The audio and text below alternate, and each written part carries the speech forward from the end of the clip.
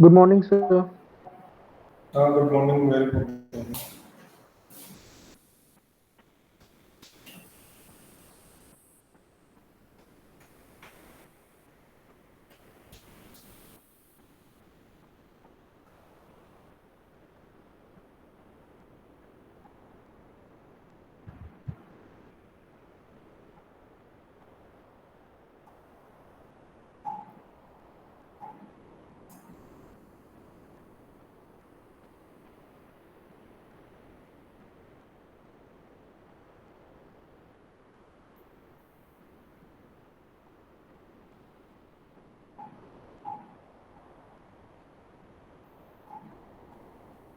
So how many students have joined actually? 40. The previous class is finished now? Yes, sir. Yes, sir.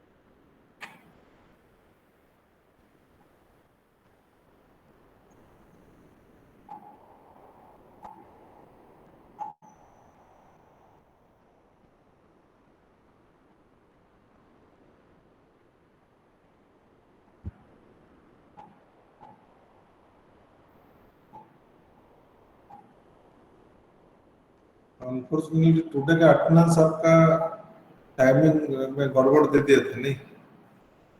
अब रात भर attendance दे रहे हो क्या? सर रात में बहुत हाँ तो सर, रात प्रेजेंट में आ गया था। रात को आ गया था।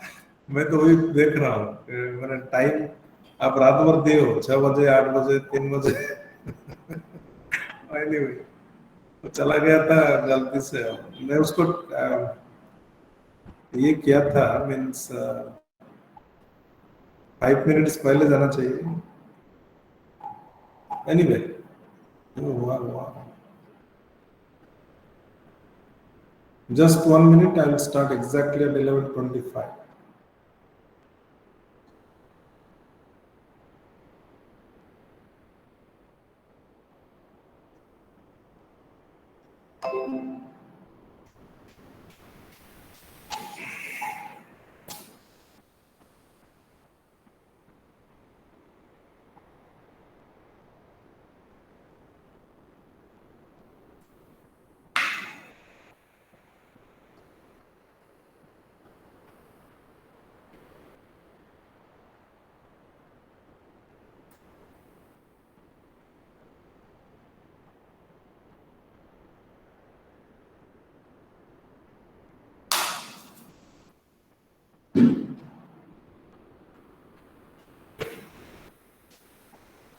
Okay. My voice is clear and audible. Yes, sir. So we'll go for the today's class with a new topic, that is chemical kinetics.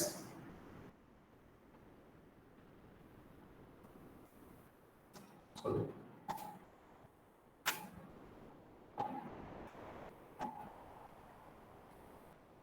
As I have already told you that kinetics is a complementary topic to thermodynamics because it helps you to predict the mechanism and the rate. So what we have got in the previous chapter is feasibility.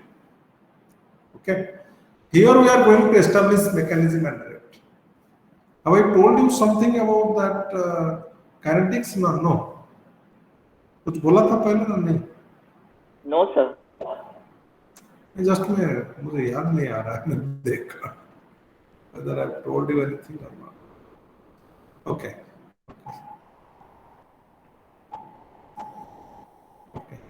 So this is a complementary topic to thermodynamics where we are going to establish the mechanism and rate. Okay. So in general, when you say kinetics, this is a chapter which belongs to physical chemistry. Physical chemistry that deals with rate laws and factors affecting rate. So these are the three things we are going to discuss: rate laws and factors affecting rate.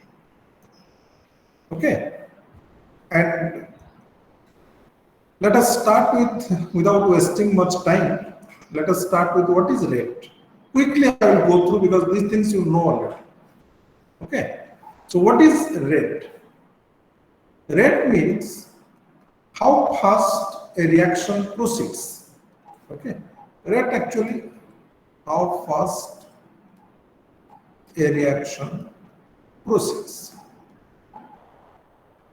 Sometimes visually I can say this reaction is fast reaction. Happens very quickly. Okay, but not always. I cannot just say this reaction is fast or this reaction is slow. And comparison becomes much more difficult also when two reactions move with almost same rate.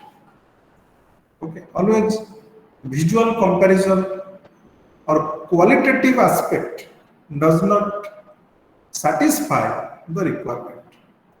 It's okay how fast a reaction proceeds. Sometimes I can observe, okay, but not always.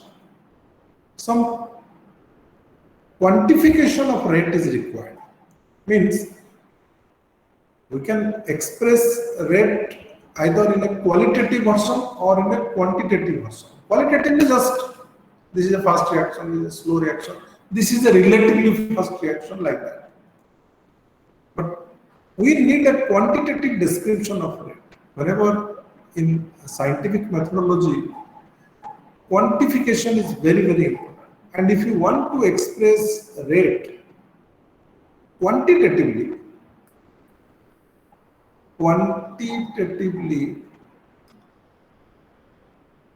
rate can be expressed as change in concentration.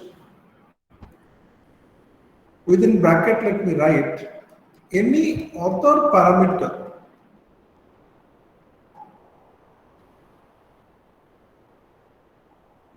that can be related to concentration. Okay.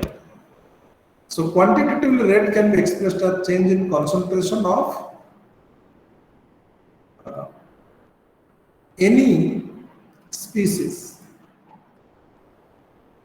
in the reaction mixture with respect to time.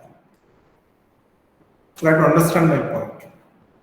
I am going to explain with examples also. Quantitatively, rate can be expressed as change in concentration of any species in the reaction mixture with respect to time. Remember, whenever we say rate, we always understand d by dt, variation with respect to time. So what is the change in concentration with respect to time is rate.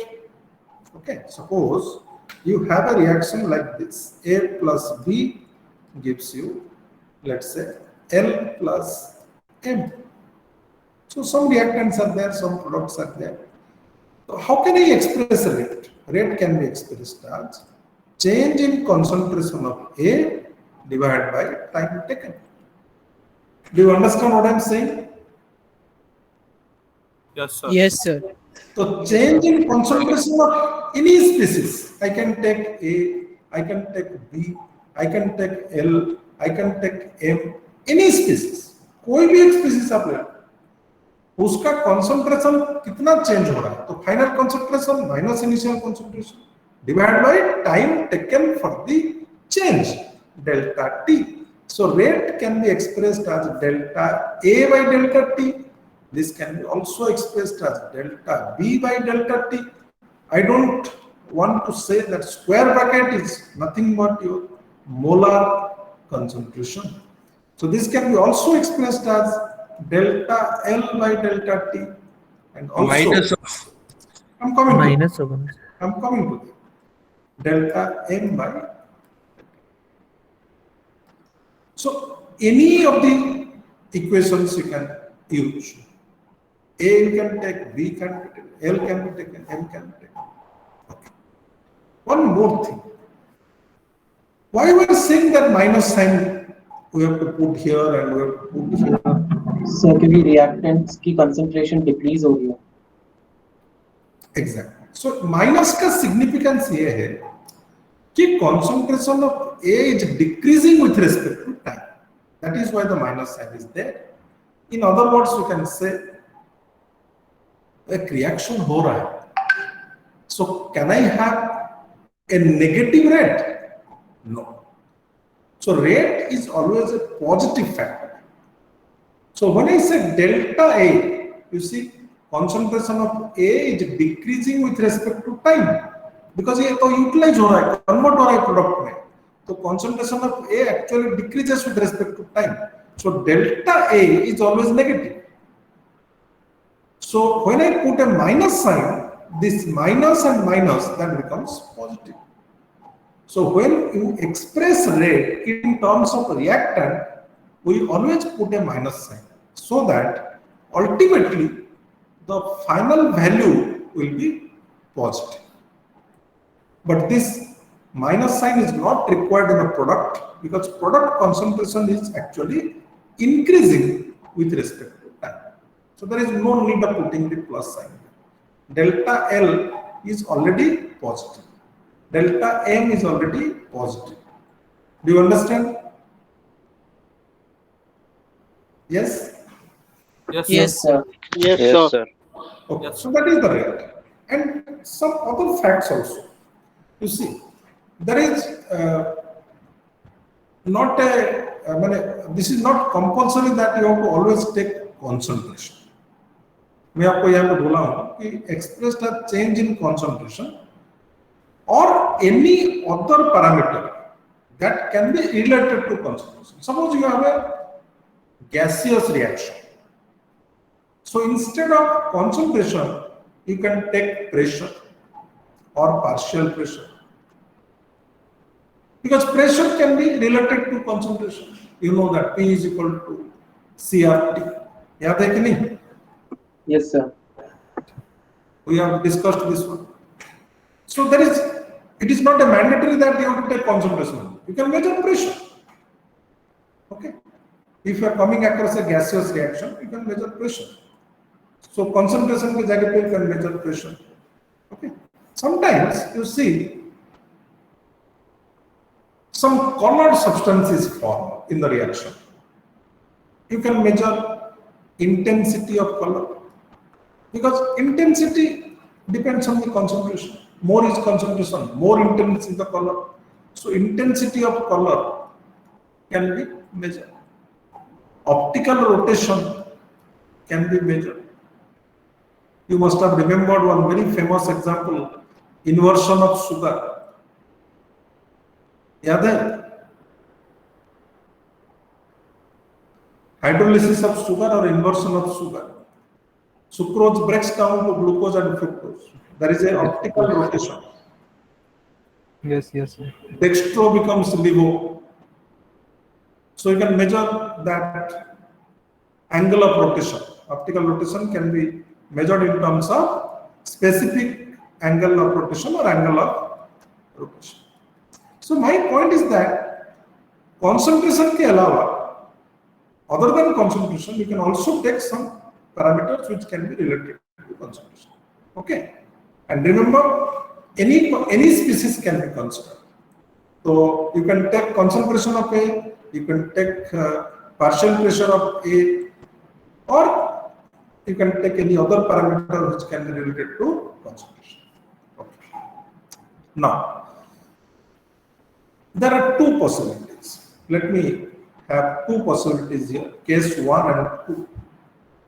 Case 1 and case 2. These are very fundamental things I am discussing, you know it. Suppose, what is case 1? Actually, stoichiometric coefficients are same. You have same coefficients. Means, let's say, A plus B, that gives you L plus M. Here you can see the coefficients, there is no coefficient actually, or same coefficients are there so that you can cancel out. And you can have something like this, A moles of A plus B moles of B, that gives you L moles of L plus M moles of M. Here actually, STOICHIO, stoichiometric coefficients are different. Here stoichiometric coefficients are same. So when you express rate here, there is no problem. You can express del of A by del T minus, and already we have seen here how to express. But what happens at the other side? Rate of disappearance of A, you see, I can write minus delta A by delta T is equal to also delta L by delta T. Because 1 mole of A, when disappears, 1 mole of L is also formed. You understand what I am saying? So rate of disappearance of A is equal to rate of appearance of L. But here, rate of disappearance of A and rate of disappearance of L, are they same? Do you understand what I am saying? No, sir. No, You sir. can take a Coefficients simple. are cannot account. Exactly. Not sense. It is better to take a real example to understand. You can see rate of disappearance of hydrogen and rate of appearance of hydrogen iodide, they are not same. 1 mole of hydrogen disappears to give you 2 moles of hydrogen iodide. That means when I say rate minus del of H2 by del T, but that is not equal to del of HI by del T. Because it is clearly, I can observe that rate of appearance of hydrogen iodide is twice the rate of disappearance of hydrogen. Is not it? Rate of appearance of hydrogen iodide is twice the rate of disappearance of hydrogen, because 1 mole of hydrogen disappears and we are getting 2 moles of hydrogen iodide. Is not it? Yes, sir. Yes, sir. Yes. So how can Yes, I sir. equate these two? Only when I divide the stoichiometric coefficient here. Now they are same or not? Yes. Yes, sir. Yes, sir. So this is how we express the rate. So rate can be expressed as you just divide the stoichiometric coefficient. आप किसी का भी express करो, जिसका भी आप express करना चाहोगे, तो ओनली स्टोकियोमेट्रिक कोफिशिएंट को आपको डिवाइड करना है, whether you express in terms of A, B, L, M, your wish. Do you understand now? Yes, sir. Okay. So that is your case 1 and case 2. Stoichiometric coefficients are same, stoichiometric coefficients are different. Now, next thing is that there are different ways to express rate. There are different ways to express rate. I can say modes of expressing rate. हम rate को कैसे express कर सकते हैं? At least there are two ways. One is your average rate. Try to understand that point. Average rate. Average rate means whatever we have discussed, That is nothing but your average rate. When I'm saying rate is equal to, say, let's say delta X by delta T. Try to understand, X is the concentration of any species. Can I write in general this one? मैं यहाँ पे A B L N का बात नहीं कर रहा हूँ, plus minus का बात नहीं कर रहा हूँ. डेफिनेटली अगर रिएक्टेंट होगा, माइनस होगा, प्रोडक्ट होगा, प्लस होगा. In general I am saying कोई भी component delta X by delta T will be rate or not? Yes, sir. So change in concentration divided by time taken. You see, this is the average rate because I have seen what is the change in concentration and what is the change in time. 5 घंटा में आपका reactant concentration has reduced from 5 moles per liter to 1 mole per liter. So I am dividing simply 4 divided by 5 hours. Are you getting my point? Yes, sir. That is your average rate. Just like we calculate the speed, average speed. कोई आदमी 50 kilometre travel किया है, but initially वो cycle में जा रहा है, उसके बाद उसको बस में जाना पड़ा. सो डिफरेंट देन कुछ टाइम वो कार में ट्रैवल किया. Okay, so what is the speed, average speed और average velocity? What you do, we divide 50 kilometre divide by time taken and we are getting some velocity. But does it mean that the person has traveled with that velocity at any point of time? Do you understand? अरे समझ में आ रहा है मैं जो बोल रहा हूँ? Yes, sir. Yes. Yes, sir. कोई आदमी ट्रैवल कर रहा है 50 किलोमीटर और 100 kilometre distance, and sometimes the person is traveling with bike, sometimes it is traveling with car, sometimes with bus, or sometimes walking. But overall, suppose 100 kilometers, the person has traveled in 5 hours. Then what is the velocity? 100 kilometers by 5 hours. Is not it? So that is what average. That is what average. आप सोच लो, average आपको जो velocity मिलेगा, ये भी हो सकता है कि the person would not have traveled with that average velocity at any point of time during the travel. ये हो सकता है कि वो आदमी कभी भी वो वेलोसिटी में ट्रैवल नहीं किया होगा. सो एवरेज रेट का कोई मतलब नहीं है, ये ठीक है, to some extent it is okay. So to get actually an idea of how fast reaction proceeds, we need rather instantaneous rate. Means at a particular time what is the rate, what is the velocity. That is very, very important. So there are two ways of expressing rate. Average, overall rate over its time span. Average rate तो एक time span के ऊपर होता है, तो graphically भी आप कर सकते हो. Suppose you are taking concentration here and you are taking time here. Suppose you are talking of a reactant. Reactant concentration normally decreases like this, is not it? Yes, sir. Product होगा तो बढ़ेगा. ये reactant का concentration है. Suppose ये time T1 and ये time T2, इसके बीच में मुझे एवरेज रेट चाहिए, तो क्या करूंगा मैं? How to get the average rate between T1 to T2 और from 0 time to T time? आप क्या करोगे? सिंपली परपेंडिकुलर्स ड्रॉ कर दो and you can calculate what is delta x, is not it? And yes, you sir. can calculate what is delta T. So this is actually average rate. You see? Do you understand? Yes, sir. Yes, sir. Next thing is that instantaneous rate. Slow part. This is the more popular form of expressing the rate because it gives you the rate at a particular instant. That is very, very important also.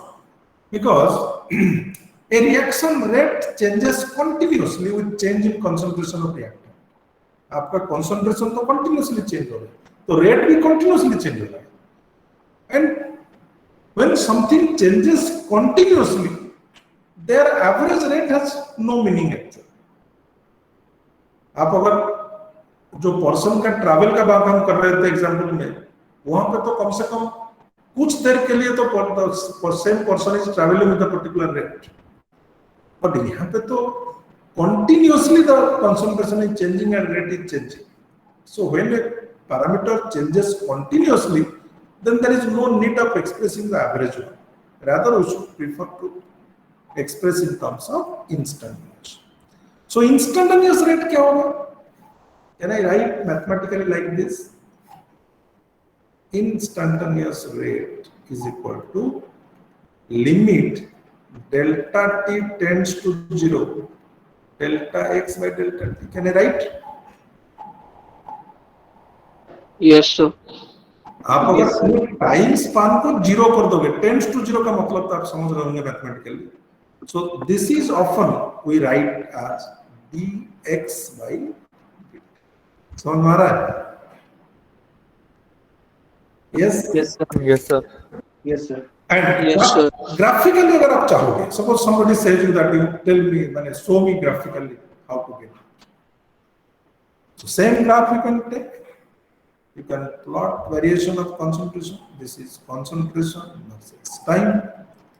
Suppose आपको t time में instantaneous rate निकालना है, ये time क्या करोगे? Join करोगे.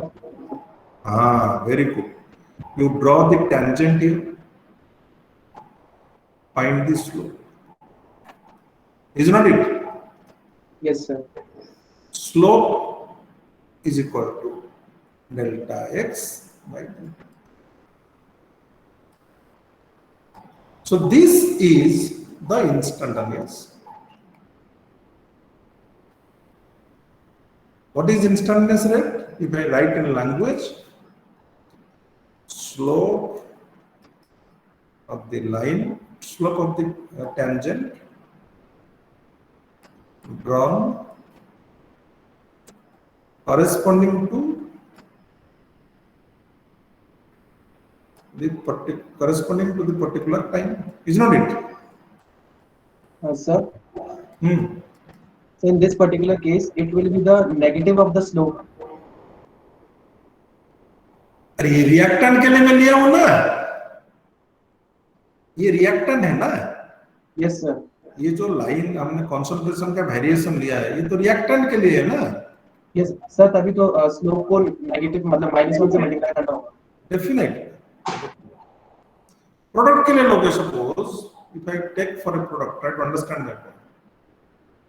Product का concentration क्या होगा? ये इस तरह से सर इंक्रीज करेगा. यहाँ पे स्लोप पॉजिटिव आएगा. तो यहाँ पॉजिटिव आएगा slope. Do you understand? Yes. Yes, sir. Yes sir. And और एक चीज में मार्क करो. आप कोई दूसरा टाइम में अगर स्लोप निकालोगे, माने रेट निकालोगे, सपोज यहाँ पे निकालोगे, तो यहाँ पे भी आप सेम प्रोसीजर अडॉप्ट करोगे. Yes, sir. And the slope will be different or not? Yes sir. So at this instant, the rate is different from this. That is what I'm saying. At every point, the slope will be different or not, and the rate will be also different. You understand? Yes, sir. Yes So sir. that is the difference between average rate and instantaneous rate. This is more popular actually. Whenever we write rate, we always write a dx by dt. Then you can divide the stoichiometric coefficient. You can put a minus sign. That depends on you whether you are considering reactant or product. Do you understand now? Yes, sir. तो minus sign आप दोगे अगर reaction होगा, stoichiometric coefficient divide करोगे अगर आपका stoichiometric coefficient अलग-अलग होगा. So that modification you have to do accordingly. But rate is always expressed as dx by dt. Graphically भी आप कर सकते हो. मैं बता दिया कैसे आपको करना है. कोई भी टाइम का करस्पॉन्डिंग टेंजेंट ड्रॉ करके उसका स्लोप निकालो. Then you can find out the instantaneous rate. This is actually the instantaneous rate at time t1 or whatever you say, time t or t1. Okay. Now we will go to the next one. ये आपका first term हो गया. I think you have clearly understood what is rate. As I feel, ये rate का काम हो गया. Then we will go to the rate launch. This is very important. Rate launch.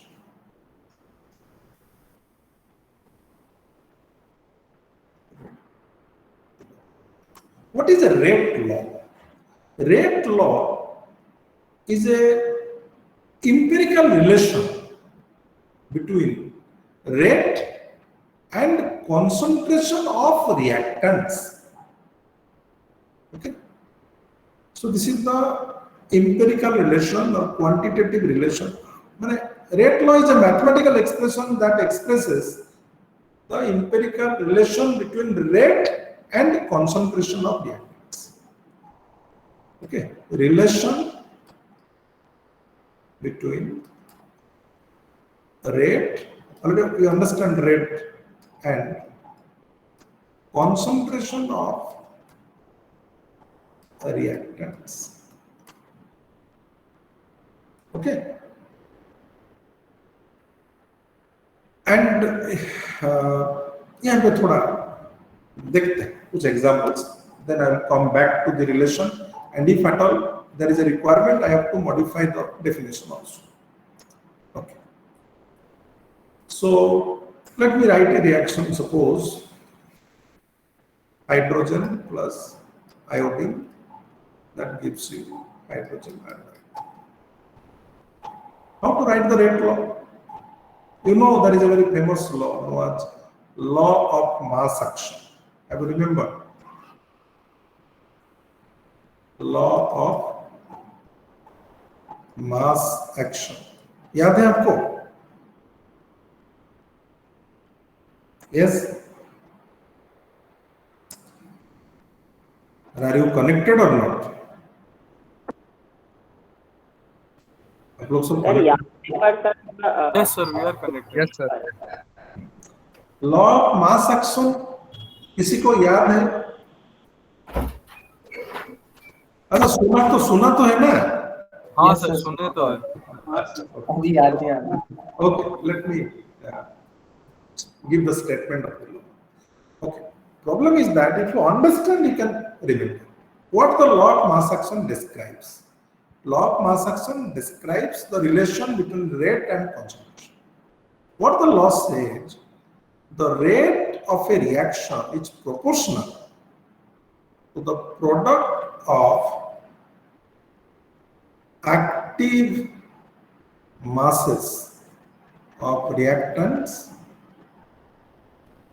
with each term raised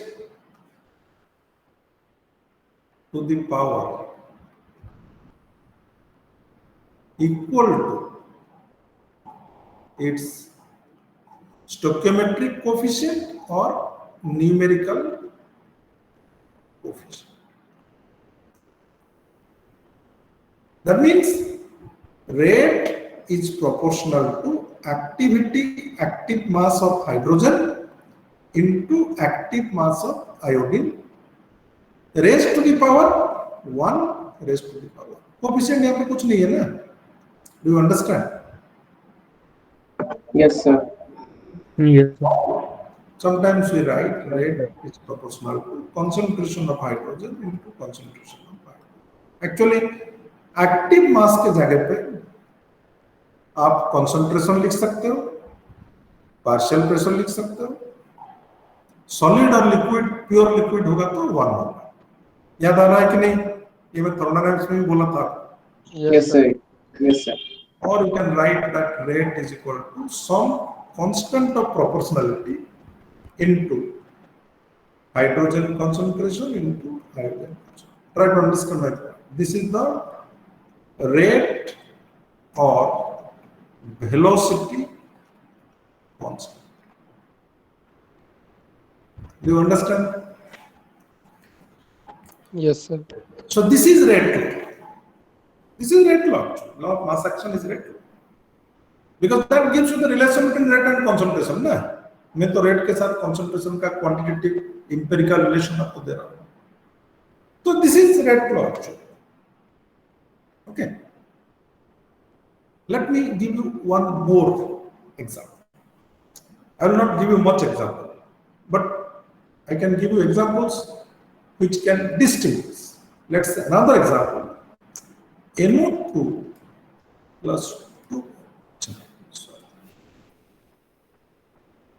2NO2 plus F2 that gives you 2NO2F. Okay. So if I apply law of mass action, can I write that rate is equal to some constant of proportionality into NO2 square into F2? Can I write? Yes. Yes, sir. Yes, sir. Yes, sir. Yes, sir. Power में क्या रहेगा? आप law को पढ़ लो. Stoichiometric. Active mass के जगह पे you can write concentration. Product of concentration of reactants with each term raised to the power stoichiometric coefficient or numerical coefficient. So power तो 2 है, यहाँ पे 2 है, यहाँ पे 1 है. So I have written it. So this is the rate law. What I am getting on the basis of what? Law of Mass action. Is it correctly expressing the, or is it correctly giving the relation? एक experiment करना. Okay. दोनों case में करना. Not that in the previous case you cannot do that. You can check it. How to check it? Means आप hydrogen का concentration यहाँ पे double कर दोगे. देखोगे रेट भी डबल हो रहा है. What does it mean? E to the power 1 है. Do you understand? यहाँ पे अगर आप NO2 का कंसंट्रेशन डबल कर दोगे, यहाँ पे NO2 का कंसंट्रेशन आप डबल कर दोगे, तो रेट क्या होगा? 4 times. सब 4 times बढ़ जाएगा. Exactly. Because to the power 2 है. First time. So if I make NO2 concentration, let's say from x to 2x, definitely rate will become 4x because there is a square. So 2 square is 4. But what I am getting from the experiment, if I make the concentration of NO2 double, rate also becomes double. Try to understand my point. Interestingly, from experiment, let me write that.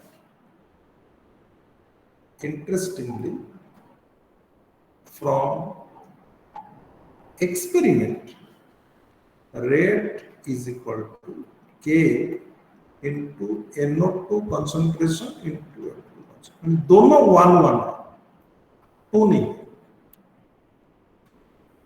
Mark the difference.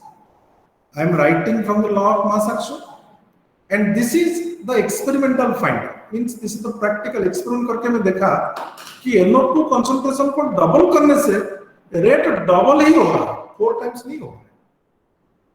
So then is it an exception or is it generally common? Exactly. The question definitely comes here.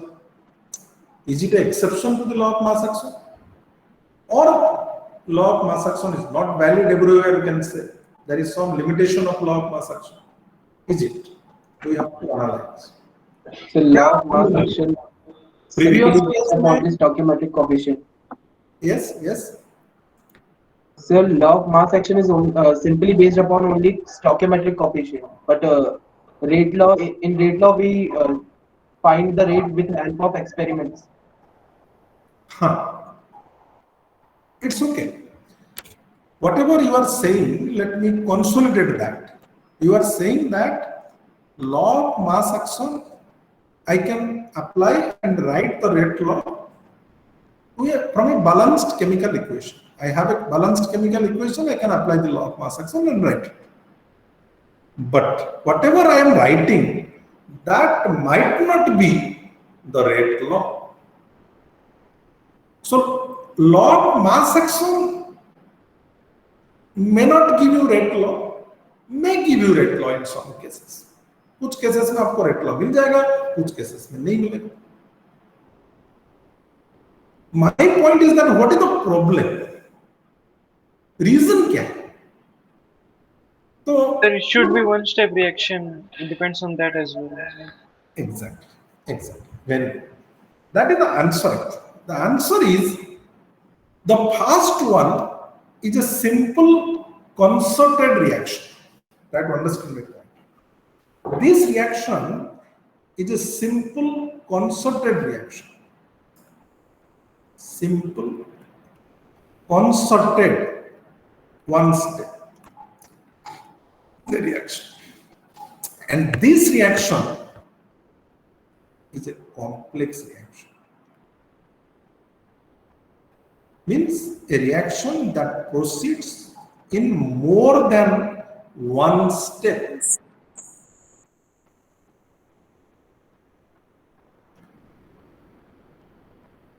Concerted means one step reaction. This is a complex reaction that proceeds via more than one step. एक चीज आप जान लो, अगर आपका experimental finding is not matching with law of mass action, तो एक conclusion तो आप draw कर सकते हो कि Reaction complex. complex. Do you understand now? Yes, sir. Yes, sir. तो लॉ ऑफ मास एक्शन अगर आपका रेट लॉ को प्रोवाइड नहीं कर रहा है, तो ये कंक्लूजन आप ड्रॉ कर सकते हो कि रिएक्शन डेफिनेटली कॉम्प्लेक्स है. That means my point is that law of mass action is applicable to concerted reactions only. Okay, for a complex reaction we cannot apply the law of mass action to get the rate law. Now the question is how to get the rate, how to get the rate law in complex reactions. So through RDS. Exactly. What we have done in our plus 2 or intermediate level. Number 1, establish mechanism. आपको एक mechanism prediction करना पड़ेगा, कैसे reaction हो रहा है. Find rate controlling step, जिसको आप रेट डिटरमाइनिंग स्टेप भी आप बोलते हो, जो आरडीएस जो बोलते हो, रेट कंट्रोलिंग और रेट डिटरमाइनिंग स्टेप. सीखो क्लास रे अछि कोन लाको. So find rate controlling step, which is the slowest. फिर इसके पीछे भी आपको रीजन साइड करना पड़ेगा. Why the slowest step is the controlling step? Because a reaction cannot complete unless and otherwise the slowest step is complete. One example I am citing to understand. Suppose there is a car manufacturing company which manufactures, let's say, आपका 10 engines per month. But as far as chassis is concerned, it manufactures 100 chassis per month. And other accessories, 1000 accessories per month. But what is the total rate of production of car per month? Yes? Do you understand what I'm saying? 100. No. You can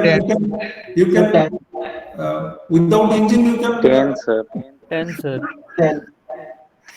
10 engines per month, 100 chassis per month, 1000 other accessories per month. ये जैसा battery mirror जो भी है accessories. तो car production rate तो 10 ही होगा ना maximum. Yes, sir. Because it is manufactured at the slowest rate. आपका रिएक्शन 3 स्टेप में हो रहा है. एक स्टेप में आपका 10 सेकेंड में कंप्लीट हो रहा है, another one let's say 1 minute में कंप्लीट हो रहा है. बट जो थर्ड स्टेप है उसको 2 घंटा लगता है. तो थर्ड स्टेप कंप्लीट नहीं होने से क्या रिएक्शन कंप्लीट हो जाएगा? No, sir. No, sir. No, sir. Do you physically understand what is the meaning of slowest step? That is very, very Yes, sir. important. Yes, You should realize physically what is happening.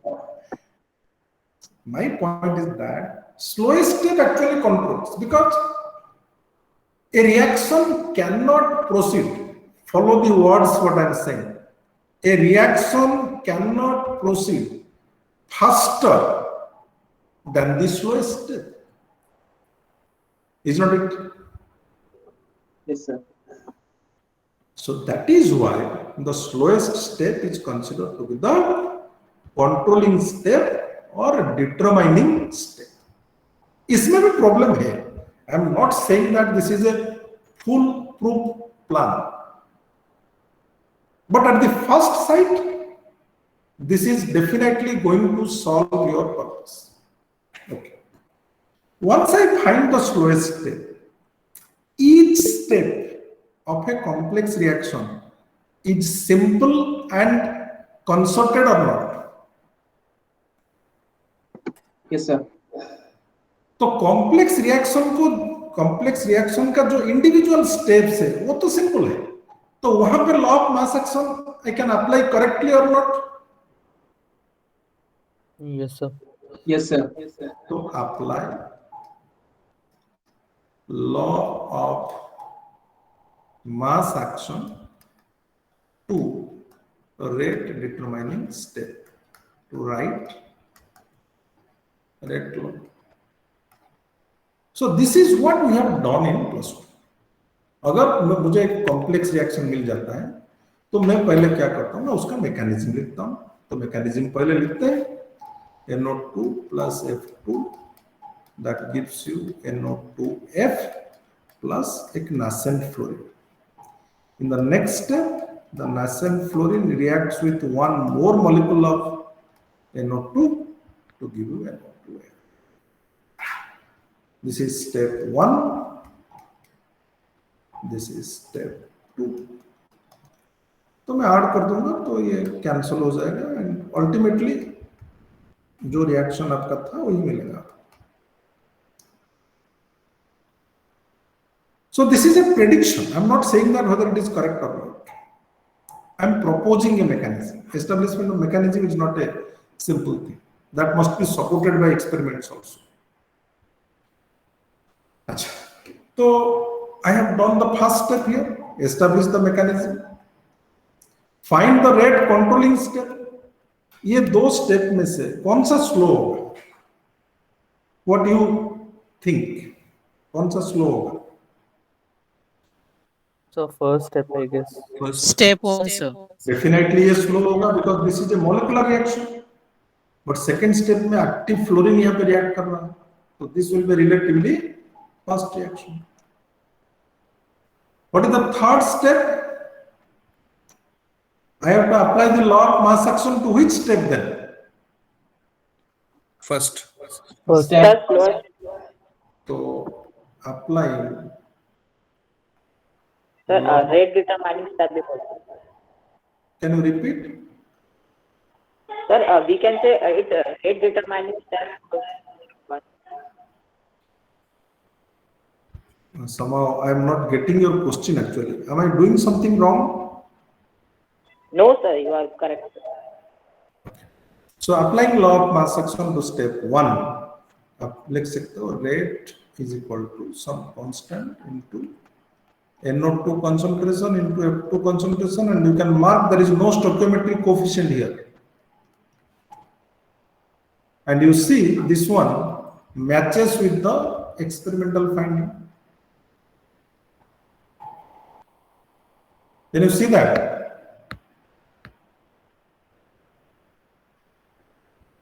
Yes, sir. Yes. So आपका ये realisation हो जाना चाहिए कि rate law ठीक है, rate law gives you the relation between rate and concentration of reactants, but that is an experimental fact, and this gives you the absolute relation. Can I add that word absolute here? Absolute, do you understand? The correct relation. Why disturbing? Hello? Hello? So, My point is that rate law gives you the absolute relation between rate and concentration of reactants. This is always an experimental fact. Understand this one? Do you understand what is rate law? Yes, sir. Yes, sir. So there, Yes, there must be a clarity in mind. When I am saying rate law, that is not law of mass action actually. But law of mass action can be utilized to get the rate law.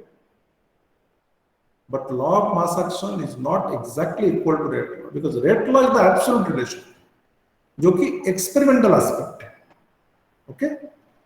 So some reactions looks like to be very simple, but आप अगर उसका देखोगे, rate law does not match with law of mass action, and the reaction is a complex reaction.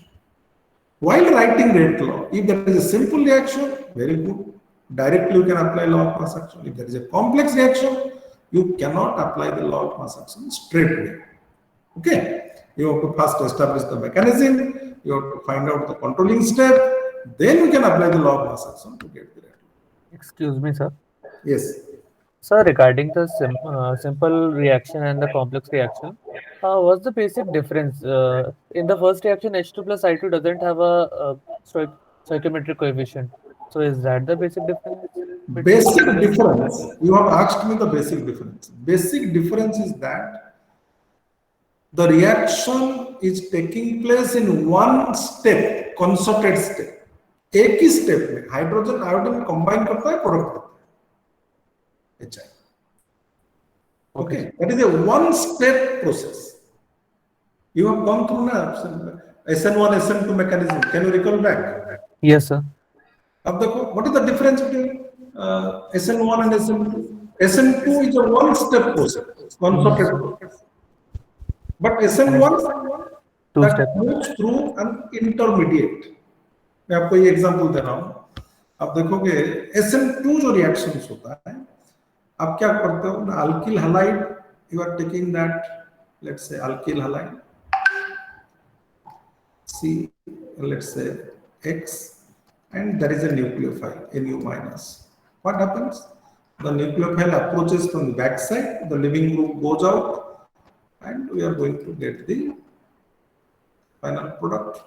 याद आ रहा है आपको? Yes, sir. Plus X minus. This is one-step process, concerted reaction. Attack of nucleophile, formation of carbon nucleophile bond, and breaking of this carbon leaving group bond takes place simultaneously. So this is a one-step concerted reaction. SN1. But if you look at SN2 reaction, what happens? First of all, three-dimensional structure you may not do. I'm showing you. First of all, you will see that a carbocation will be formed. Is not it? This bond will break. This is the step one. And you see, whenever there is a complex reaction that moves through intermediate. Intermediate is a species which is formed in between and consumed in between. You can see what is the intermediate here. The intermediate here is this nascent fluorine. So that is the active species, intermediate. It is unstable actually. And in the next step, what happens? The intermediate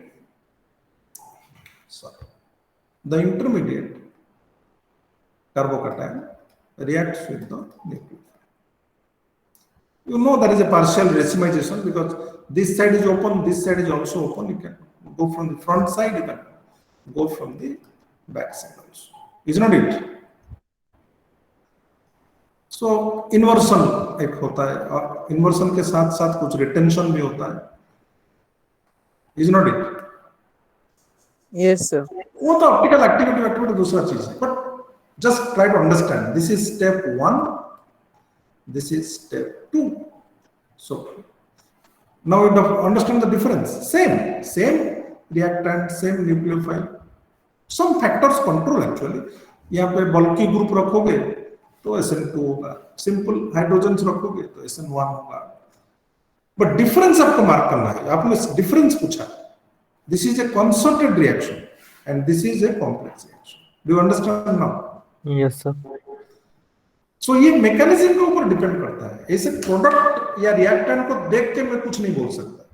मैं यही चीज बोल रहा था, आपको कोशिश कर रहा हूं बोलने के लिए कि रिएक्शन आपको सिंपल दिखेगा, बट अब देखोगे कि वो रेट लॉ उसका जो है वो मैच नहीं कर रहा है आपका लॉ ऑफ मास एक्शन से। Are you getting my point? You see what is the rate law here? The rate depends on both substrate and nucleophile, याद है कि नहीं? Yes sir. ओहो मैं गलत लिखा, दिस इज SN2 ना, this is SN1, this is bimolecular means both nucleophile and substrate that is there in the controlling state. This is SN1. Rate only depends on what? Substrate. There is no nucleophile here. This is the slow step ना, यहाँ पे तो nucleophile attack कर रहा है, यहाँ पे तो बॉन्ड ब्रेक हो रहा है, तो this is a slow one, this is the first one. So if I apply law of mass action, this is the rate determining step. Do you understand now? Yes. Hello? Yes, sir. This is SN1. आपको बोलना चाहिए, मैं गलती से यहाँ पे लिखा हूँ, this is SN substitution nucleophilic bimolecular. This is substitution nucleophilic unimolecular. Okay.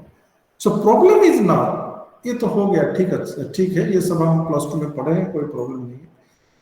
But अभी ये प्रॉब्लम है कि मेरे पास अगर कॉम्प्लेक्स रिएक्शन है, क्या ये जरूरी है कि एक स्टेप बहुत स्लो होगा, दूसरा स्टेप बहुत फास्ट होगा? ये भी हो सकता है कि दोनों स्टेप स्लो हो एंड मोर और लेस सेम रेट में हो, नहीं हो सकता ये। Try to understand my point. Suppose आपका ये स्टेप 10 सेकेंड्स में हो रहा है एंड ये स्टेप 1 घंटे लगता है, तो definitely the reaction cannot proceed faster than the 1 hour. ओहो रिवर्स लिखा हूं, ये स्लो है ना, this is 1 hour, this is let's say 10 seconds. So my point is that as compared to 1 hour, cannot I ignore 10 seconds? Yes sir. So I can say that reaction will take 1 hour to complete, because 10 seconds I can ignore as compared to 1 hour. But suppose ये step 1 घंटा आपको लगता है and ये जो step है ये आपको 50 मिनट्स लगता है, 45 मिनट्स लगता है। So should I ignore this step?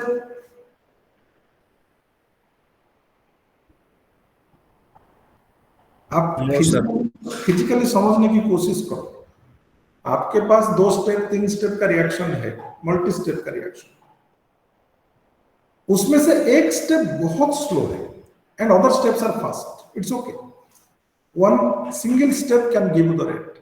But if more than one step is there that proceeds with comparable rate, यहाँ पे 2 स्टेप है, एक स्टेप 1 घंटा लगता है, दूसरा स्टेप को 50 मिनट्स लगता है, तो can I ignore 50 minutes as compared to 1 hour? No sir. So in such a case, what I should do? I should take both the steps to write the rate law. है कि नहीं? समझ में आ रहा है मैं जो बोलने की कोशिश कर रहा हूं? इसको हम बोल सकते हैं कि कॉम्प्लेक्स रिएक्शंस। थोड़ा मैं सिंप्लीफाई कर देता हूं, माने complex reactions can be simple complex और complex complex. Simple complex means एक ही स्टेप आपका कंट्रोलिंग स्टेप है, बाकी सबको इग्नोर करो, काम करो एक स्टेप लेके। बट नॉर्मली ऐसा नहीं होता है। रेगुलर प्रैक्टिस में क्या होता है ना, आपको मल्टीपल स्टेप्स लेके कैलकुलेशन करना सीखना पड़ेगा। Truly speaking, we should not even ignore 10 second as compared to 1 hour if you want, then हमको कैलकुलेशन इजी होगा, प्रेडिक्शन माने एक्सप्रेशन करना इजी होगा, इसलिए हम क्या करते हैं, जो स्लोएस्ट स्टेप है, उसी को लेके काम कर देते हैं, बट ये तो नहीं होना चाहिए. Somebody is raising hand. Yes. Yes, I was asking that have you sent the attendance link? Because I haven't got it. No. Attendance link today, you don't. I will not send it again. Okay. तो unfortunately वो कल रात को चला गया था. हाँ sir. तो आज मैं दे दूंगा, सबको अटेंडेंस दे दूंगा, नेक्स्ट क्लास में उसको फिर चेंज. Okay sir. वरीड मत होइए उसके लिए. पहले ये समझने की कोशिश कीजिए कि simple complex and complex reaction क्या है. अभी समझ में आ रहा है मैं जो बोल रहा हूँ, सिंपल कॉम्प्लेक्स रिएक्शन जिसमें एक स्टेप में काम हो जाएगा. Actually in practice you should take all the steps into account while writing the rate. So that approach we are going to now do. We should not ignore any step. Let us take all the steps into account to write the rate law, and we need a particular concept to write the rate law by taking all the steps. That concept is steady state approximation. SSA. Steady state approximation. Okay, so this is with this actually I am going to start the syllabus. ऐसे हम actually syllabus start करेंगे, because here actually we have no interest to go for simple reactions. Okay, तो हमारा जो syllabus है simple reaction के साथ हमको कुछ करना नहीं है, because that we have done in plus 2. We are only going to do with complex reactions. So मैं आपको बताऊंगा how to write the rate law of complex reactions by taking all reacting steps. Do you understand? तो यहीं से शुरुआत करते हैं, but I am requesting once again, please go through whatever you have read in plus 2. जो भी आपने plus 2 में पढ़ा है पूरा सब कुछ थोड़ा एक बार रिवीजन कर लो. एक बार just you go through the chapter, that will give you enough help in the next classes. Thank you for attending the class. Thank you, sir. We will start. Thank you, sir. Thank you, sir. This is a new thing. Thank you. Please attend the classes. घर में पढ़ के आपको समझने के लिए time लगेगा, तो क्लास अटेंड करोगे तो definitely the time which you are giving back home will be reduced substantially.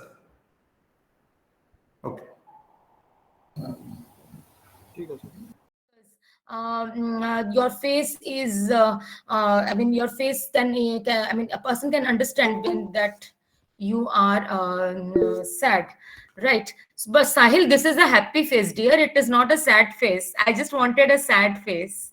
Anyone Apparently in Gen Z world, this is a depression phase. yeah, depression face. Saptarshi has made a face. It's like, it's really very, he has made a very sad face. Yes, Aditya's one is also, but yes, Aritra's face is not sad. It is looking more like angry than sad. Vaibhav, Aditi, your all face are very angry rather than sad. Sahil's face is not sad, but it's a normal face. Gitika's face is sad, yes.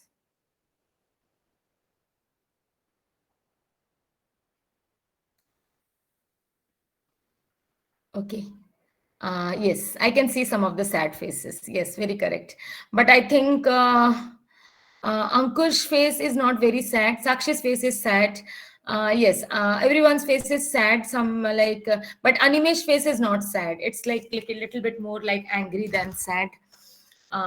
Yes. So these are the sad faces. Correct, Sakshi. Aritra has started to cry. Okay, so now yes, so these are the sad face. No, Meet face, it's looking more like angry. You're fuming. It's like that. So now we'll come to the fuming face, angry face. Who can? Yes, angry. Yes, correct. Yes. Krish Batra wants to say something. Please, Krish. Yes, I can see the angry face. Yes, fuming face. Sakshi made a face which my niece does to me whenever she's angry. Okay, yes. Yes, Krish wanted to say something.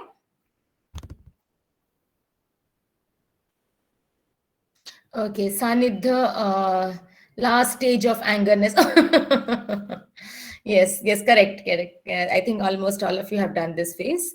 And then maybe like, how do you make a sarcastic face? Can anyone just show me a sarcastic face? I believe you know, right? Sarcastic. Yes. No, Sahil's face is not sarcastic. And not even Gaurav's. I think, yeah, this Gitika's face is like sarcastic. Nancy is also sarcastic. Saptarshi, yes, sarcastic is okay. Yes, I think this is how a sarcastic face look like. But Aman, is it a sarcastic face? No, I believe. Yes, so these all are sarcastic faces. Then how do you blush? Just show how do you blush. Ma'am, but sometimes we use that clown face when we are being sarcastic. You use that face when you are being sarcastic, but then you know that that is like clown face is what should I say? Like when you are. See, I'll just give you an example. Your competitor has gone ahead of you, and you don't want to acknowledge that. So you try to find fault with that. So what do? That face you make, that is sarcastic. Yes, I think all of you are making this face. Shibani, is it a sarcastic face? I am not sure though. Okay. Now, yes, angry, sarcastic, blushing, happy. So these are some of the faces you can do, and I think you need to draw this if the question comes in the exam. And yes, the next one we will start is the hand movements. So very common hand movement which we will discuss is waving a hand. Waving the hand. When do you wave your hand? You wave your hand when you greet someone. Yes, Arif wants to say something. Arif, you wanted to say something?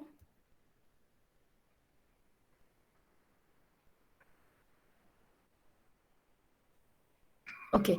Yes, clapping is also, waving hand. So we will not discuss here the diagram. We will discuss here or the emojis.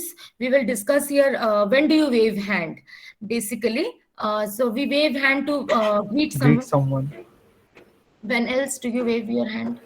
To say goodbye. Okay. Where else? To say hi. Aditya, I'll come to that. Fist. Okay. Sometimes, like you wave your hand. Isn't this the blushing face? Yeah. Correct. And to catch attention. That is what I wanted to say. You are asked to say something on the podium. You go to the podium and you see, that you have people whom you some unusual people. I mean, not unusual, unknown people. And then suddenly you see someone waving at you, and you know that your friend is there and he is waving, and then you wave him or her, whatever. Wave the person off in order to show that to get yourself identified or to attract attention. So this is an example, very common example. And yes, you join the fist. And what does that indicate? Two fists together? Is it for greeting or what else?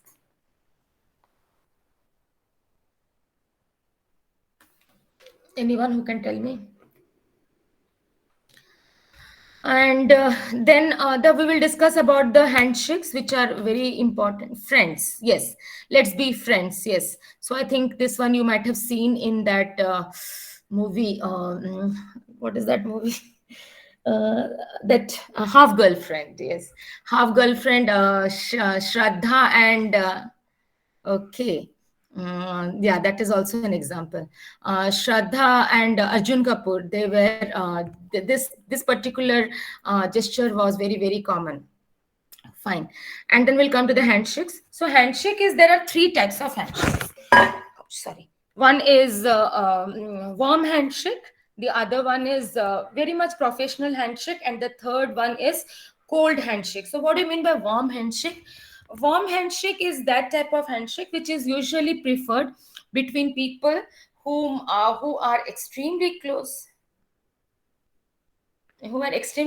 to each other, and you are yes, yeah, extremely close to each other, and when you are meeting people after a very long time, and that time your hands will be together for a longer duration of time, and your hands will not go off. Okay, so that is an example of very much warm handshake. And then the next one is very much formal handshake. Formal is professional. Okay, Ayush, yes, yes, two glasses, putting two glasses together again, friends. Then the when you perform this handshake, it is usually done between people who are colleagues, and sometimes it becomes a very, I mean, it is a very, you greet someone with a handshake, and that is very much professional, and it is usually performed between colleagues, and it is also performed between, sometimes your boss has invited you all to a party which he is hosting, and you have gone there. So after, just it's a way of signing out also, you shake the hands and before you leave. Then the last one is professional, the cold handshake, called a cold handshake. Okay, yes, thank you so much. It's really very, very interesting. Handshakes between two opponents. Yes, correct, very correct, Nakshatra. Between two opponents, like for example, CEO of two companies who are always at loggerheads, they meet, and in order to avoid media attention, in order to avoid people's attention, they shake the hands. Okay, and that is for a shorter duration of time. So in the previous one, your hands will be together and just wish, and then you leave. So it will be for before competition. Yes, that is professional. And I'm talking about the cold handshake, that is for the shortest duration of time. Okay, the hands will be together for the shortest. I'm sorry, just I got it.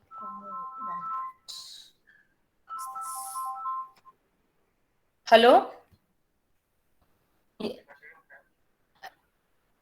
ଆଜ୍ଞା sir ନମସ୍କାର, କୁହନ୍ତୁ।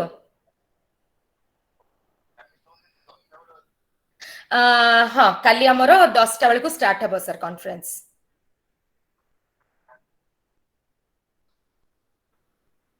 ଆଜ୍ଞା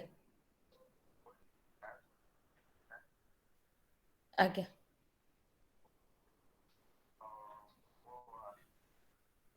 sir, ଆପଣ ଆସିବେନି କେମିତି ହବ sir?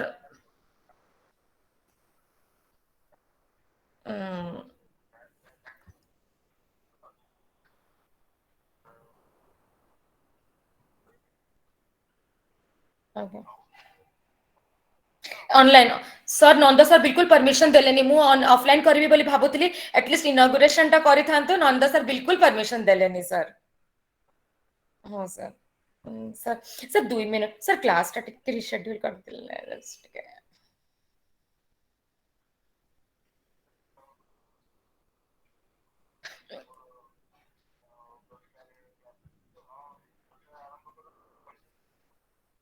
हाँ sir, sir 10टा रे ही आरंभ ऑनलाइन होची ना सर, 10टा रे ही आरंभ करबो हमें सर। करेक्ट 10टा रे आरंभ, चाहे जहा हे जो 10टा रे सर। विसी तो अपन जानछंती पूरा पंचुअल। आउ तापरे नंद सर भी 10टा, मु आजिठू कहि देथिबी नंद सर को। आ सेन सर भी 10टा रे ही पहुंची जिबे सर। हमर सुकांत सर तो निश्चय रहिबे से सर। पूरा करेक्ट 10 o'clock आपण पूरा आगो कह सर। मते बिल्कुल भल लागे बने सर। दुई लाइन खाली हमको मोटिवेशन पाए सर। ये सर प्रथम रू कहि दे कि टिके रहि जिवे सर, हले चलिबो सर, किछ असुविधा नै।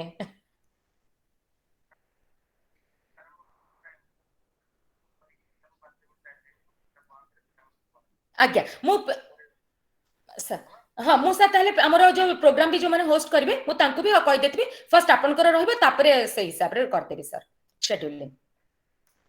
हाँ सर, ठीक अछि। बिल्कुल नहीं सर, पर 10 o'clock माने 10 o'clock रे स्टार्ट करबी सर। आज्ञा, थैंक यू सर, नमस्कार। आज्ञा। That was the call from our registrar for the conference. I have brought you a drink. Oh, Ayush, thank you so much.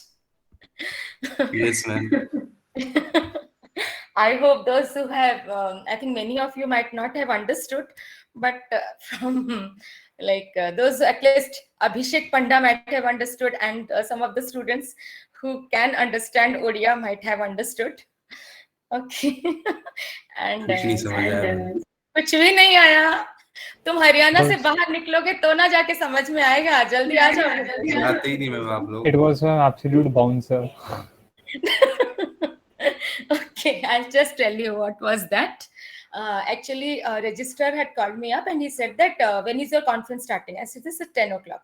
Then he said that I have a class, so there are many people who will be speaking. If I don't come, will it be okay?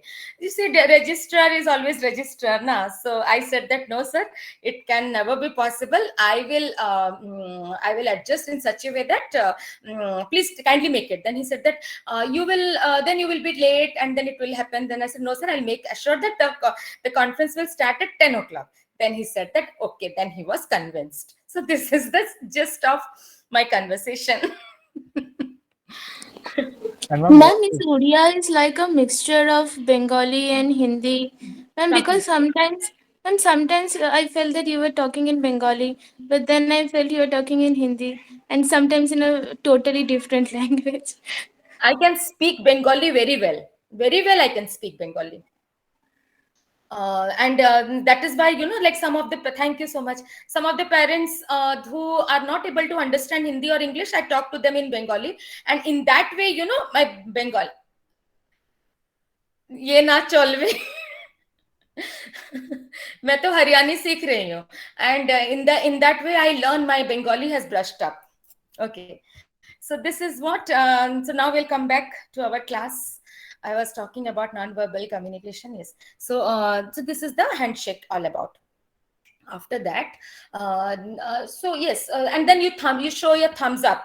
That indicates that you are cheering someone. You wish the person best of luck, and you show your thumbs down also. That is a way to show that you are someone is a loser. Then you put your thumbs down like this. Actually, I wanted to take this class with my camera on because this is a non-verbal class. Yes, Saptarshi, very correct. But unfortunately, I'm very sick today. I'm not able to put on my camera. But then my dear students are there. They are putting their emojis. And I feel really very motivated. Yes, thank you all so much. Thumbs up, work is done. Yes, very correct. Okay. Yes. Today I was telling in B2, that I have completed the non-verbal and I don't know. Yes, Krish, correct. And we are still in our kinesics. So let us hurry up with that. Then we will come to the walking postures. Leg movements, walking postures, these all will go together. When what does it indicate when you walk briskly? Tell me.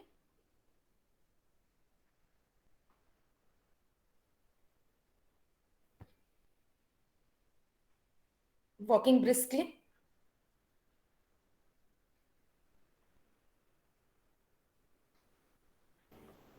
We are quite elated, uplifted, energetic. Okay, yes. And sometimes you are in a hurry, that time also, isn't it? And you are looking for something. What do you what does it indicate? Yes, Sakshi, very correct. What does it indicate when you put your hands in your pocket and you walk? Quite casual, we're not in a hurry. Yes, chill. Yes. Sometimes you are taking a stroll, then and it is cold season, then you put your hands in the pocket, right? Cold, careless. Yeah, I give it casual. Yes, correct. Yes. Sakshi, what is this face you have made? Is it a smile? Crying. Okay. So we have completed. We have come ahead of that. Wandering. Yes. So now let us start with the next walking posture. That is, you walk looking this side, that side. What does it indicate? My emoji is when someone talks in Odia. Oh my God, Ayush, you are embarrassing me. Sakshi is good in these things. Yes. Okay. Yes, Amrit, correct. Yes. So when you are looking this side, that side, then you are searching for something. That is very, very common. Now we will move on to the sitting postures. So when you are sitting and you're shaking your legs, What does it indicate? Underconfident, trembling. Ma'am, nervous. Nervous. Reverse, ma'am. Yes. Anish, what did you say? Underconfident, trembling. Underconfident, yes. Anxiety, yes. You are waiting for your results, and then which is going to be declared very soon. So you are shaking your legs, and I'm sure you will be shaking your legs when you will come to the university and you wait for your hostel room to be allotted. That time also you will be shaking your legs. Ma'am, why are you putting us in a dilemma? we are already under the water. Why are you putting us deep down the Manina Trench? Nothing. Don't worry. Everything will be fine. Some kind of stress, anxiety. Okay. And you know, it's like when you put your hands on your face, you're sitting and you put on your hands on your face. What does it indicate? Thinking something. Thinking something. Yes. Stressed. Yes. Thinking something. Correct. Stressed, ma'am. Stressed out. Yes. What else? Ma'am, guilt. No. Okay. I cannot give you an example of a movie. I mean, I can give you an example of a movie, but which is a very old one. I don't know whether you have seen that or not, but I think I'm just giving an example. Maybe you can Google it. The expression which was made in a movie called Jo Jeeta Wahi Sikandar. Don't cry, please. Jo Jeeta Wahi Sikandar. It's a 1992 movie, long before you were born, and at that time. There was a song. Okay, that song is maybe you can Google it or you see it in the YouTube. The song is Pehla Nasha and Pehla Kumar. So in that song, that is an Amir Khan and Aisha. Okay, Abhishek remembers that. Yeah, that's Yes, like ma'am, an I evergreen remember. song. You can use it anywhere, I didn't know that anytime. you all are fan of Yes, old ma'am. songs. Lofi version, ma'am. Yes, ma'am. Totally old songs. Okay, especially the 90s one. They're very very beautiful and Yes, very ma'am. favorite, ma'am. Yes, At least ma'am. the songs of those era and 2010 decades are Yes. much better. The songs that are coming nowadays are too good to be heard. The one song that I heard recently was like the very recent one is that of that one, the Pallo Latke song, and it is again That's a remix. that's still, Shakil is- ma'am, of some credibility. I don't know whether I've heard that Badshah song Bachpan Ka Pyar. My goodness, that's an absolute cancer to ears. Exactly. That Bachpan Ka Pyar, you know, like when Badshah is singing, like I was like, how can? I mean, this is a song. Ma'am, Yeah, me it's and my friends Bachpan call Ka it Pyar. noise music. It's very noisy. It's very very noisy. You know that 90s, even before 90s, the music was not there, and after 90s, forgot Tony. Who is Tony? Tony Kakkar. Yes, Tony Kakkar's one song I like. Only Yes, one ma'am. song, and that is a very He's slow. another disease to the industry. Why, Exactly. ma'am? Why? Tony Oh, I forgot. Ma'am, There's a they guy only from follow the Haryana, trends only. Nothing Yes. creativity. Sad, da. Only follow Tony- the trends. Tony Kakkar's Number one like song five with is Shreya Ghoshal, that is very beautiful. I love that. Even I was trying to get that song for my caller tune, but I could not. And that is a beautiful song. Savanaya. Hi, ma'am. There was a time when Tony Kakkar used to make good songs. Not Like that. before, very early.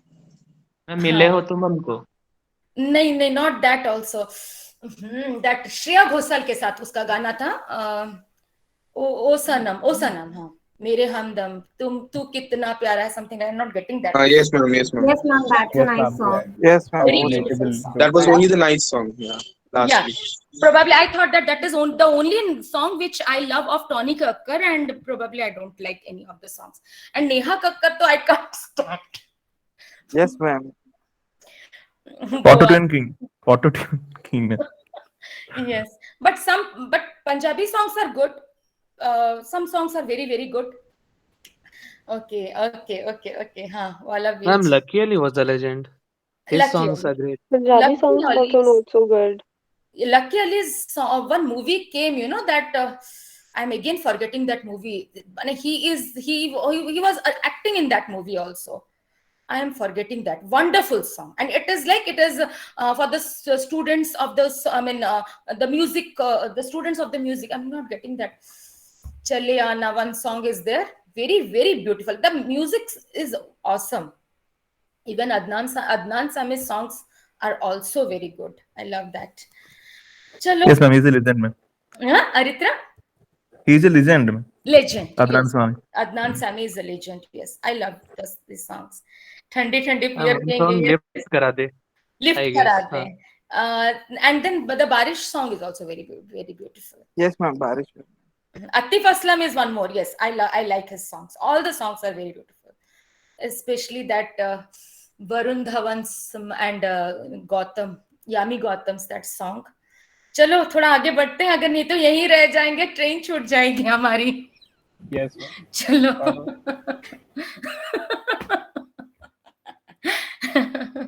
Arijit, we like अपना name तो हाँ, yes.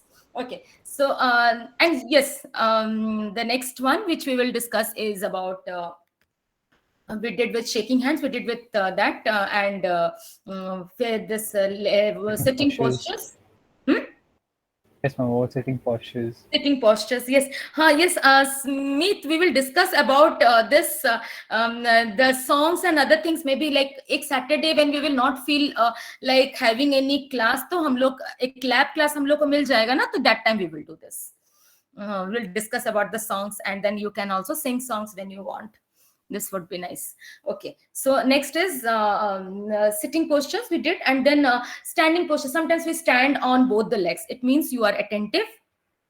Thank you.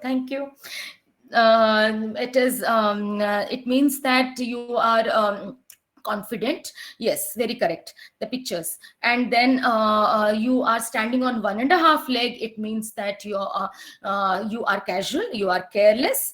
And what else? When do you stand on 1.5 legs?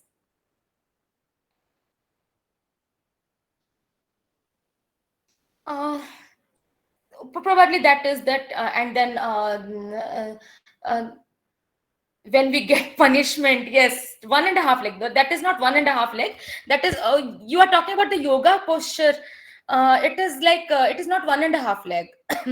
You have that posture, Savdhan and Vishram position. So I'm talking about that Vishram position. That is 1.5 leg.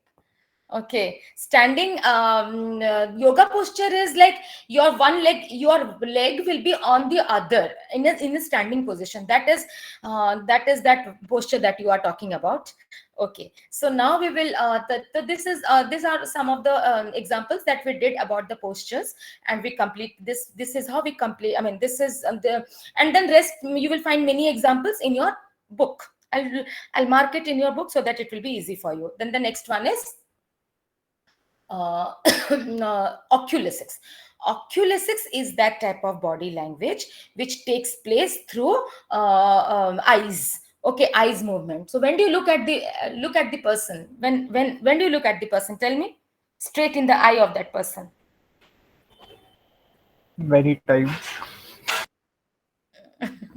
Yes. So when do you look exactly? Paying attention to them. Ma'am, I think it When we are depends on conversing with that how. person. It depends on the way you are looking at them. No, Like I'm talking even about I- looking straight at the person. Your eyes is looking into the eyes of the other person. Eye contact. Yes. So Ma'am, it in is that very- case, like, are we staring that person or are we just conversing with that person? Okay, during conversation, what does that indicate? Yeah, We are paying attention to them. exactly. It simply refers that we are Ma'am, confidence. confident indeed. Yes, confidence. You are looking intently. I mean, you are listening to that person with interest by looking Yes. at the person. Okay, you are telling the truth when you are looking at the person. Yeah, exactly. Again, can be debatable, ma'am. Like, They're actually not really. I disagree with Anis. We might flinch if we are telling the lie, right? Ma'am, there's different ways of like psychological things which interpret of when we are looking at the person and how eye contact really deals with lying and stuff. So we don't need to go deep into that. Yes. Okay. Then the basic objective, then the basic communication which we do is confident. When you look at the person, then you are confident enough. Then looking down, when do you look down? Ma'am, When Gail? we are underconfident. Underconfident. When we are lying. Can we have just one by one? Yes. Guilt. Yes. Okay. I give it. Shyness. When we are Sorry. lying. Nervous. Nervous. Nervous. Yes. Ma'am, disappointment. Yes. Hesitation. Embarrassed. Embarrassed. Yes. Very correct. Embarrassed. I think sometimes, when we are confessing something and that confession might not be liked by the other person to whom we are confessing. I think at that time, yes, you have not missed much, Sahil. At that time, when you are confessing and then the person, you are afraid to look at the person. So I think that can also be an example. Scared could be a better example. Ashamed. Yeah. Yes. Correct. Also, ma'am, when we are speaking to elders in India, it's a culture like we don't directly look into their eye. Yeah. And I forgot to mention that in India, it is also a culture that we don't call someone by pointing our index finger at. No, sorry. It is okay if we call a person by pointing our index finger, but the person should be younger to us. But then it is very, very indecent. It is very disagreeable when you call someone by using your index finger in foreign countries. You cannot call like that. So you can just, had I been in your physical classroom, I would have shown, just put both the hands in front and then you direct that person and you call. This is a way of calling. I have seen in Korea, this was the trend. This was the culture of calling people. Okay. Next. Then the next one is, yes. So we were in our eye contact and yes, so this is about your Oculus 6. The third one is chronemics. Chronemics is a type of body language which takes place through time. So coming on time, your class starts at 8, you come exactly at 8 or maybe 2 minutes to 8. What does it indicate? Ma'am, that we are excited. Okay. We are punctual. You are punctual, very correct. What else? Yes, sincerity, punctuality always is associated with this time, right? So now, if you come late, what does that indicate? Careless. What else? I'm disorganized. Disorganized. What else? Also, like when we are not very much interested. Yes. Can you please, if you could please speak a bit clearly, I would be able to understand. I'm late to test, okay? Yes. It's okay. Late back. Okay. Okay. I'll give you one Insincere. example. Huh? Insincere. Insincere. Okay. Okay. Can I just give one example? There is, suppose you are working in an organization and your team lead is asking for, has called a meeting.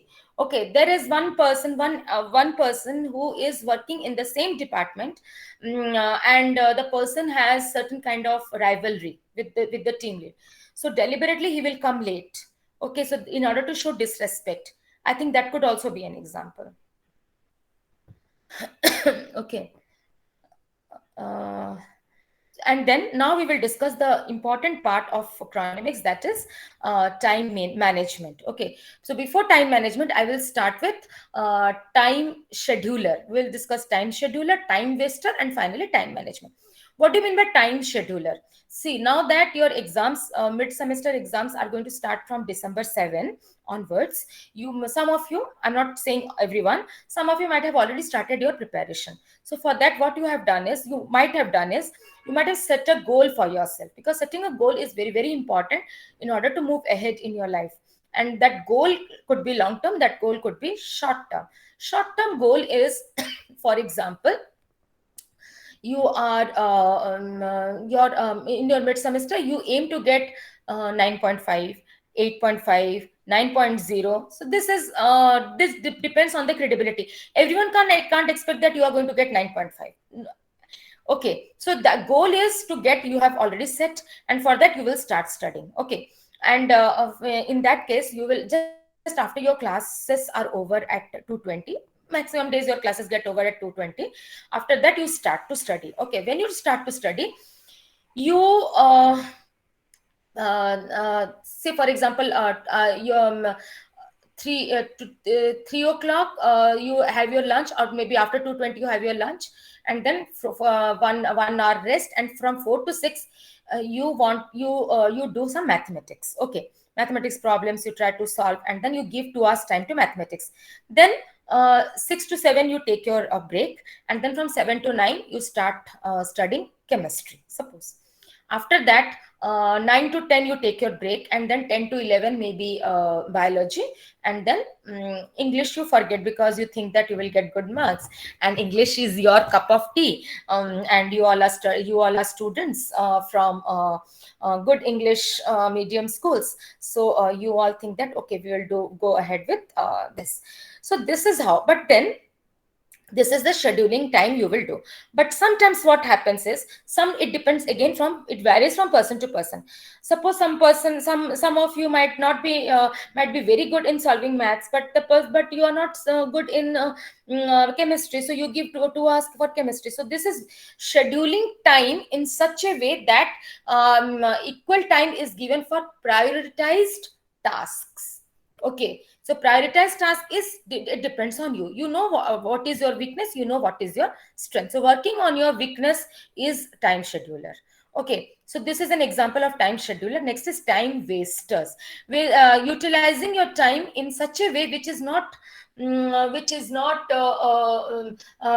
given for in the attainment of goal. For example, you are studying for your exams. You have 4 subjects to prepare, and then you know that you were absent for 1 week and you have missed your chemistry practicals.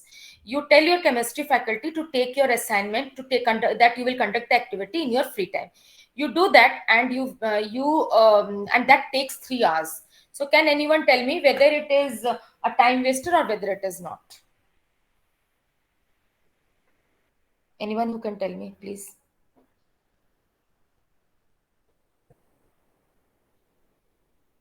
Ma'am, can you repeat your question? Yes, my question is, you are preparing for 4 subjects: maths, chemistry, bio, and professional communication. You have missed one lab class of chemistry. You go to the teacher and you ask to complete the assignment. And in that way, you give 3 hours for that. So do you think it is a time waster or it is not a time waster? Ma'am, I don't think it is a time waster, because No, it's ma'am, not you a will time also waster. get marks for that chemistry lab. Okay, fine. But I will say, can you take my attendance? My phone battery is going to die. Yes, Gitika? Yes, ma'am, I was saying that it might be a time wasted as well, because like when it was scheduled and we are not attending at that time, and then we are giving extra 3 hours for that, like we could have used that in more productive manner. Very good. Very, very good. Yes. It is a I time would waster. partly agree and partly disagree with what's being discussed at the moment, because Yes. considering the fact in chemistry lab as well we are taught something, so that's again useful. And about the time that has elapsed, we has definitely missed it because of some extremities. Else we won't really go and miss classes. My first argument. So Okay. I presume if we can do the work of 3 hours within 2 hours, so it's a win-win situation for all of us. Okay. I Okay. would, ma'am, I would also agree with what Anish said right now, as Yes. there might be had some reasons that we were not able to attend the class for the last week, or the class we have missed. But for the time which we have gained something, is not we should not be considered as a waste, because every time we gain something, it's for our own benefit. Okay. Okay. Fine. See, I'll tell you. Suppose you are doing an assignment in your chemistry lab, and that particular portion is not coming in your exam. And your short-term goal is to get 9 point or 8 point, what depending on your credibility, and that portions which is not going to come in your exam, and you have given 3 hours for that, then definitely it is a time waster. Because for the short-term goal, it is not going to help you. Therefore, it is a time waster. I hope I'm clear. Or if you are having any doubt, then I'm always open to discussion.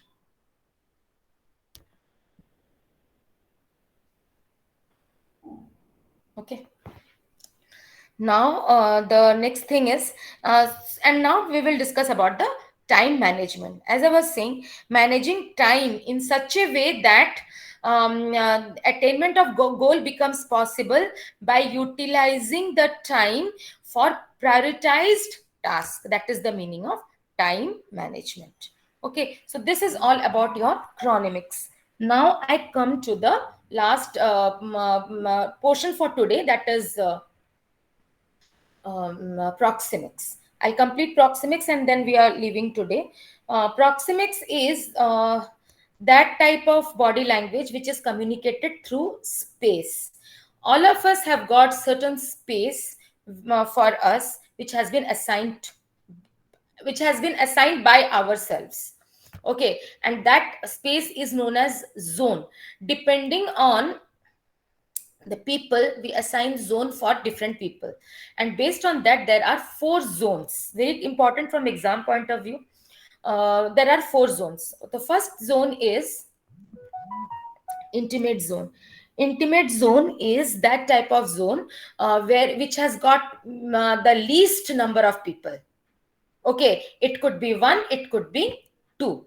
Okay, and depending on that, so and with that person you share at least 95% of your secrets, rest 5-6, and again that depends on the person you are.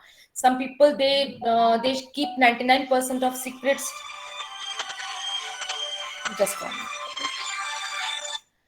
गोलक मु class रे अछि, मु टिके परे छाडी के phone करबे. So that depends again on the type. Some people have the habit who are very introvert. They keep maximum things to themselves.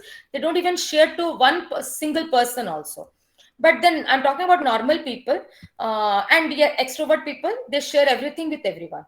I'm talking about normal people. Normal people, they have maybe 1 person or 2 person or 3 person in that intimate zone. You share maximum 95% of personal things, personal secrets with that person. Okay, so maybe your mom could come under that, your dad could come under that, maybe any one of your sibling could come under that, one of your these 3 people, and maybe your one of your friend who is extremely closer to you could come under that. And for spouse, maybe husband and wife, they will come under that. This is intimate zone. Then the next one is this personal zone. Personal zone will have more people under that zone, like for example the other sibling, or maybe your parents, or maybe your roommates who will come, who will be there with you through the odds and events. So they all will come under that personal zone. And the third zone is social zone. Social zone is that zone where you have a hello hi type relation. Your friends will be from who will be the students of your section even, and also from other sections whom you share a rapport on Insta. So these will be your friends, and then when you meet them, so that you exchange that the relation that you have, that is social, and especially with colleagues. And then the last one is public zone. Public zone is that type of zone which will have maximum number of people in that zone. And like for example a teacher, it is not possible for a teacher to know each and every student by the name or by his or her personality for all the 80 students. Okay, he or she is teaching, and of all the sections, because a teacher might be taking 3 or 4 sections, so it is not possible. And that could and then that relation would come under public zone. And also when you are going to hear someone you have gone to a musical night, okay, and you have gone to hear a legend. So the person is, it is not possible for that legend to know everyone. Political leaders, if anyone goes to hear him or her because he or she is a very good orator, then in that case that will also come under public zone. Okay, so these are the examples. Now I'll come to the diagram part. Okay, so for that I'll share the slide with you, that technical communication book. Oh, God.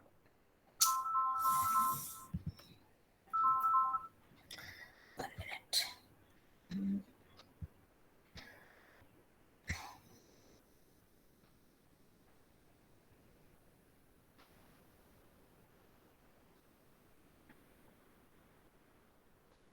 This is the book that you all have already got.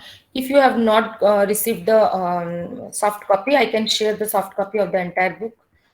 I've done it with some sections. Yes. So is my screen visible to you all? Yes, ma'am. Okay. So in Yes, the ma'am. exam, okay, thank you. If this question comes in the exam, as I said, 99% chance is that this question will come. So just write the definition first. What do you mean by the proxemics? Proxemics is the communication or is the type of body language which takes place through space. Don't waste more time on this. After that, you write the zones. Okay, so these are the zones that we discussed: intimate zone, personal zone, social, and public. So this diagram, okay, just you see in this diagram, you have 4 people under this intimate zone. It can be less than 4, 2, 3, like this. And then the distance is 1.5 feet. You don't maintain any distance as such. It is 1.5. Then next one is personal. So it is 1.5 to 4, this distance. It will have more people under this zone. And then the social zone is basically the professional zone, which you share with your colleagues, with your friends who are in your class. And then the last one is public zone. This is the, for personal, it is 4.5 to 12, and for this is less than 1.5, and this is 1.5 to 4, this is 4 to 12, and 12 to 25, and then this is how it is calculated. Okay, so these are the zones of the distance that you maintain. So this is all about your proxemics. So these 3 things you have to write. Okay, so I hope I am clear, or if anyone is having any doubt. Naman has raised his hand, he can ask me his doubt. Yes, please, Naman. You wanted to ask something, Naman? Okay, so this is all about your proxemics. So now I think we will stop here. Rest for types of body language I'll discuss in the next class. But next class, what I'm thinking is Thursday I will not have Wednesday, as I said, I'll be busy with that conference, and that time only my conference will be there. So I don't think I'll be able to take the class. So what I can do is, I have 2 options. In the lab, Thursday you have your lab class for 12:20 to 2:20. So maybe from 12:20 I will start. I'll continue from where I have left, and after that we will do the activity. Will that be okay with you? Oh, yes, ma'am. Yes. Yes, ma'am. Okay. Yes, I think that in that case you will not lose any class also, and attendance, I'll give attendance to all. Tomorrow itself I will give the, sorry, day after tomorrow itself I will give the attendance. Fine. Now the next one. Thank you. So now I'll take the attendance. Please, you can see it in your screen, and let me know if I have not